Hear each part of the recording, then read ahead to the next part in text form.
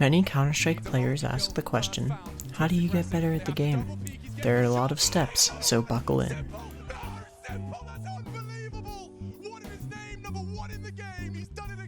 Step 1. Practice crosshair placement.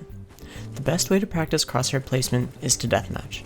This will get you used to real angles on the maps that are played, and you will learn the maps and where to best place your crosshair when you are playing them for real.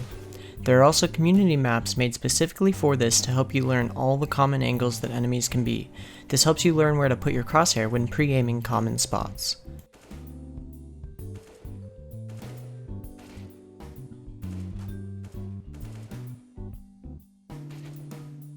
Step 2. Practice aim specifically. Aim is a very important part of Counter-Strike, and it can elevate your game when you spend a few minutes a day practicing your aim. The best way to do this is to go into a workshop map with bots and kill them. Some popular maps include aim_bot_z and fast aim/reflex training. I will link these in the description. All you have to do is subscribe to the map, then open up Counter-Strike, and finally just go to the workshop maps and pick the map you wish to play. You may think that deathmatching would be better because you are practicing aiming, movement, crosshair placement, map knowledge, and more all at once. However, think of it like training a real muscle. You specify the area you want to work on and work on that specifically. This will help you develop muscle memory much faster and more effective than deathmatch alone. Step 3. Learn the basics. Counter-Strike is a deep game with lots of advanced tricks and mechanics, but mastering the basics will help you be more consistent in your gameplay. Some basics that you should learn are 1. Counter-strafing. This is the act of hitting the opposite key of the direction you are moving. For example, if you are holding the A key and moving left, tap the D key to stop your momentum and gain your accuracy back quicker. This is probably the most important thing for you to practice other than aim at the moment. 2. Shoulder peeking. This one is a bit more advanced, but you can really save the day when you know where an opper is. All you do is get close to the wall and strafe out so that only your shoulder shows, then strafe back behind the wall. This is really helpful to bait out op shots, and then you can peek again and get the free kill while they can't shoot. 3. Utility.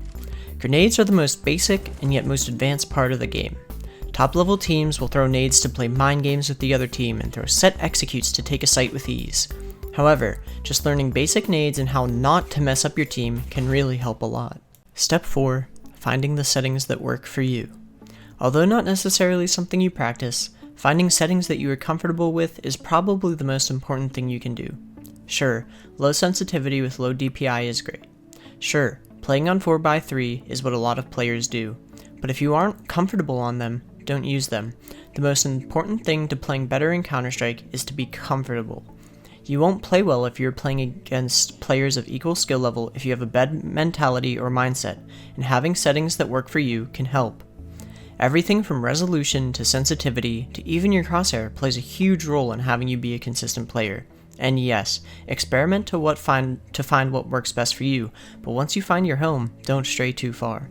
Of course you can change, but don't flip-flop your settings daily and go from 1 to 5 sensitivity, or 1920 by 1080 to 1280 by 1024.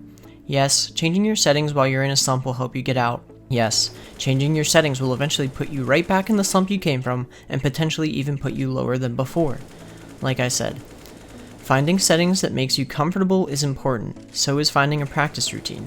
If you think you need to deathmatch for 1 hour every single day, go for it. If you think just doing 5 minutes of aimbots is fine, go for it. It's all about what works best for you. Thanks for watching.